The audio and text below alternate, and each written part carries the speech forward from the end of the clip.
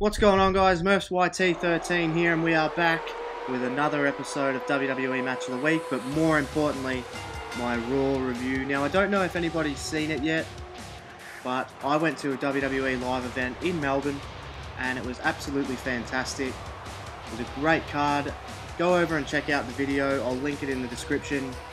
It's just some footage of my experience at Rod Laver Arena for the WWE Live. It was so much better than last year's show, which was headlined by Roman Reigns and Kane, and this show was headlined by Seth Rollins and Dean Ambrose in a cage for the title, and it was a fantastic match. Neither guy mailed it in, so go over and check that video out. Alright, so Raw.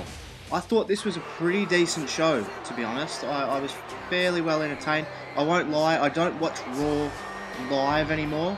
I usually watch it live on Fox 8, but now I've taken to watching it online without commercials because I find it much more bearable that way. We began this week's Raw with a Seth Rollins promo, as we usually do. I feel like I keep saying that every week, that well, we usually do. But we did, and we got a little bit of comedy, we got a little bit of seriousness. I thought it was pretty strong from Rollins. He was then interrupted by Cesaro. This was after he had a graphic up of John Cena with a moving mouth. That was the comedy aspect, and I say comedy in inverted commas because it's not really that funny, but it's been done to death. But Seth Rollins was interrupted by Cesaro. Cesaro stakes his claim. He actually says, if you're going to do an open challenge, I accept. And Seth Rollins says, I've said nothing of the sort, so there's no open challenge, so you can forget about that. Cesaro is interrupted by Kevin Owens, who is great. I bought his shirt at the live event. He was fantastic at the live event as well, in a great match against Cesaro.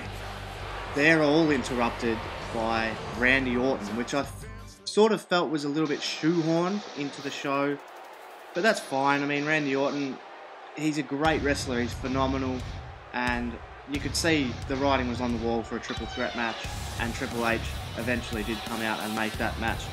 I thought it did a really good job of showcasing Rollins as the really slimy heel. His criticisms of everyone sort of pit every single person in the company against him, which I think is good.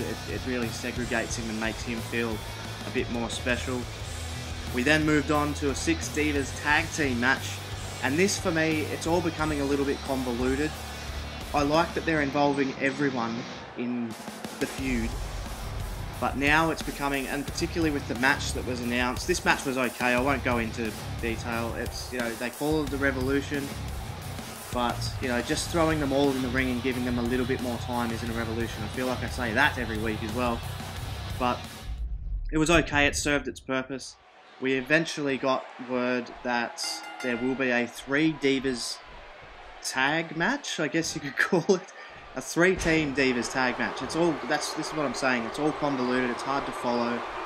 But we are getting I guess it's a 9 Divas tag match. It's just a way to shoehorn everybody into one segment on SummerSlam. You've got 4 hours. Let's have a couple of Divas matches like you do most weeks. But anyway, we moved on then to Los Matadores versus the New Day. I really enjoyed this match. I thought the Los Matadores, they're brilliant. They fly around, they do their job. I would like to see a little bit more thought go into promoting New Day as the #1 contenders. I'd like to have them maybe a little bit more of a struggle. I know this match wasn't as one-sided, but I would like to see just a little bit more creativeness instead of just saying, okay, you beat them, you beat them, you beat them, now you're #1 contenders. I'd like to see like a rivalry built as opposed to just being the #1 contender due to winning a few meaningless matches in the lead up to a big show. New Day got the win, as you would expect, because they are going to be going on to SummerSlam as the #1 contenders, but as we found out later in the show, there's going to be another multi-man match I think it's a 4-way match for the tag team titles.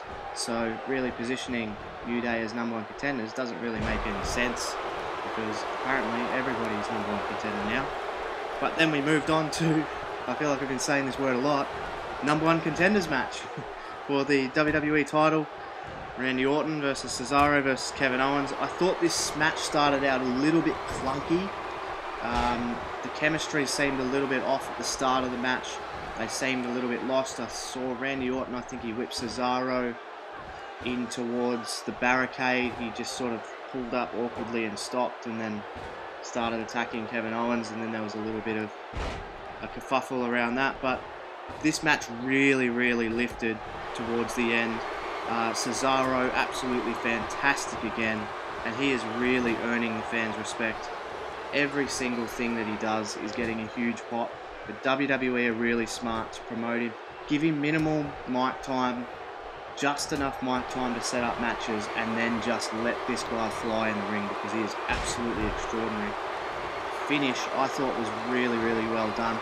I don't know if it was really well done or it was just really well shot, because the way the WWE shot it, zooming in the hard camera so you couldn't see Orton slide into the ring, was brilliant. But it ended when Kevin Owens went for a pop-up powerbomb on Cesaro. He leapfrogged over the top. Orton hits the RKO on Owens, and then hits the RKO on Cesaro. He gets the win. You have to understand that it makes sense for Orton to go through. He's Teflon, he's bulletproof. If he goes through and takes the loss against Seth Rollins, he is unaffected. And I think if you send Kevin Owens to that match, or you send Cesaro to that match, and they lose, it positions them as guys who can't win the big one.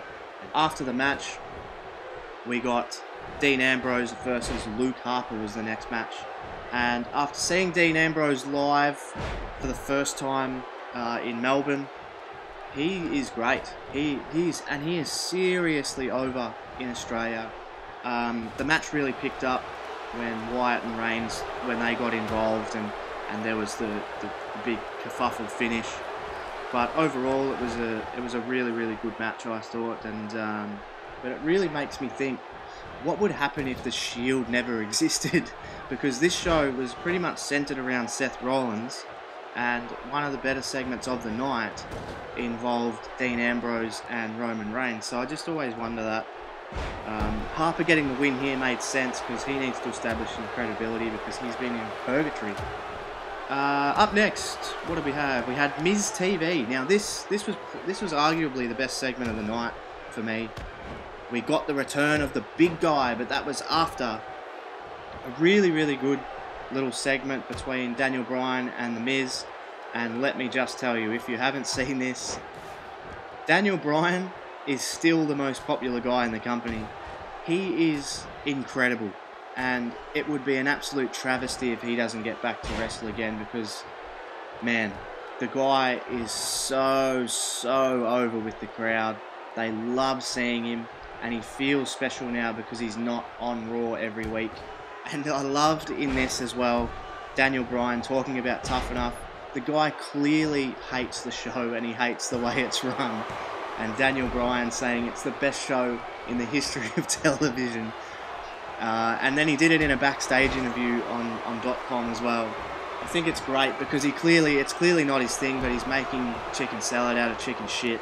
And we eventually got the Big Show interrupting in this segment, cutting a promo about The Miz being full of crap, and then he did go on a little bit of a tirade about, he's obviously been thinking about what he can say when they eventually chant it, but the fans were chanting, "Please retire."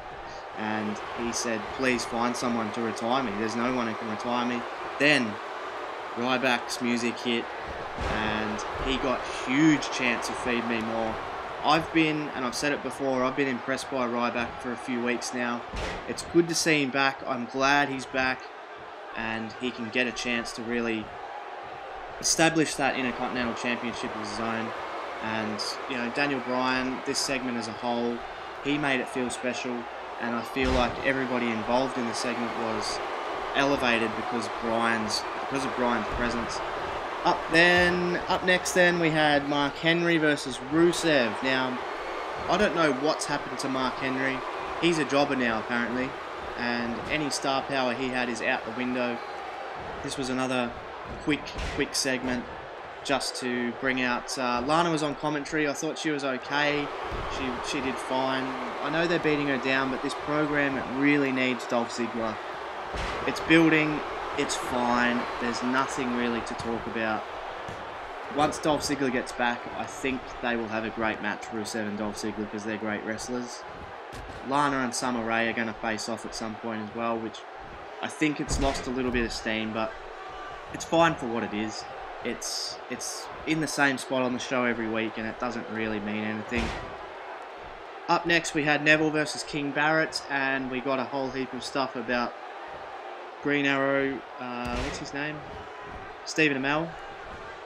Neville got the win very quickly over King Barrett, which I was sort of surprised at, because at WWE Melbourne, King Barrett was unbelievable. He cut about a 10-minute promo. Some of it's in the video that I took, and he was fantastic. He had a great match against Randy Orton, and yet on TV the guy is just completely wasted. And it was a squash match, but I was really super impressed with Stephen Amell.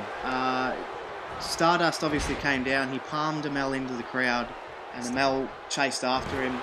Stephen Amell jumped into the ring like a professional wrestler, and he's built really well, and he obviously does his own stunts. I've never seen the show. I think I said that last week.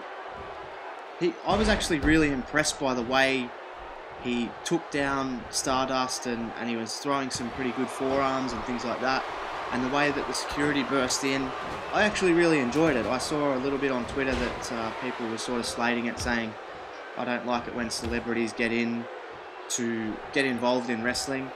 But for me, he's not a celebrity to me, so I could see this happening down the road. I think he almost looks, if he put a bit more muscle on, he almost looks like a professional wrestler, and he's obviously got some athleticism, so I'm looking forward to seeing what they do with that, because Stephen Amell impressed me, and the backstage segment with Triple H, because he's an actor and he's a trained actor, his byplay with Triple H was really crisp and really good. Neville looked like the one that was out of place in that. So the match was made.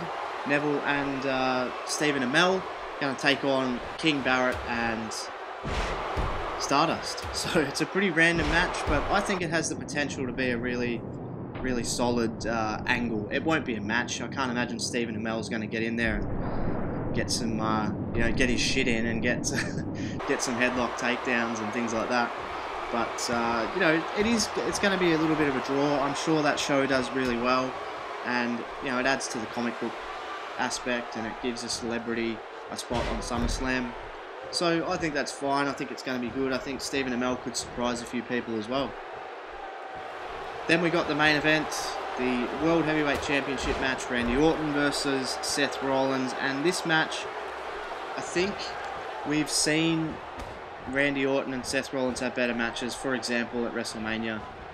But it ended way too predictably. We knew that Sheamus was going to come down, but it just didn't make any sense to me that Sheamus would cost Randy Orton the title. Why wouldn't he let Randy Orton win the title and then cash in on Randy Orton as the ultimate sort of heel move and the ultimate sort of revenge on Randy Orton? It didn't make any sense.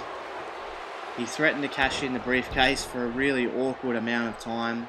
He was sort of, I think it almost sounded like he was screaming at the referee, sort of saying, where is he, because Orton missed his cue slightly, unless he was just trying to build the tension a little bit more, but it made it really awkward. But he turned around, Sheamus turned around into an RKO.